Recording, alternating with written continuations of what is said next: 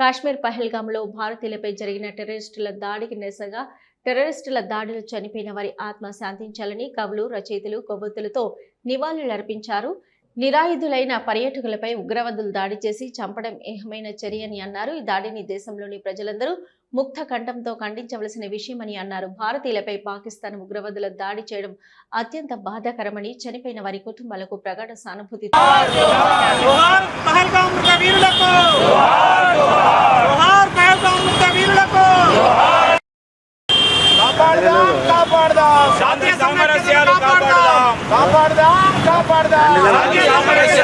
CV Kumar Telangana రచయితల వేదిక అధ్యక్షత బాధ్యతలో ఉన్నాను.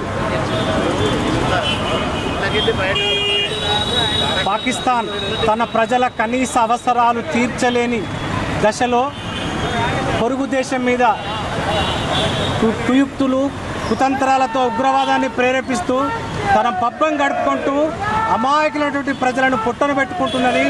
పాకిస్తాన్ ఇప్పటికైనా బుద్ధి తెచ్చుకొని తన ఉగ్రవాద ప్రయత్నాలు విరమించుకొని తన దేశ ప్రజలకు కనీస అవసరాలను అందించే దిశగా కృషి చేయాలి.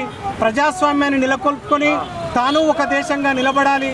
లేనట్టయితే ప్రపంచ భూగోళం నుంచి పాకిస్తాన్ దేశం మరింత చెడ్డ పేరు తెచ్చుకొని అతి త్వరలోనే భారతదేశం చేసేటువంటి ప్రయత్నాలలో తప్పకుండా ఓడిపోక తప్పదు. ఉగ్రవాదానికి ఓటమి తప్పదు. తప్పకుండా శాంతి, ప్రజాస్వామ్యం విజయం సాధిస్తుంది. ఎప్పుడు కూడా హింస విజయం సాధించదు. అందుకే తెలంగాణ రచయితల వేదిక హింసను, ఉగ్రవాదాన్ని, రకరకాల తీవ్రవాదాల్ని వ్యతిరేకిస్తున్నది, ఎండగడుతున్నది. జోహార్ పహల్గాం అమృత వీరులకు. సివి కుమార్ తెలంగాణ రచయితల వేదిక జిల్లా అధ్యక్ష బాధ్యతలో ఉన్నాను.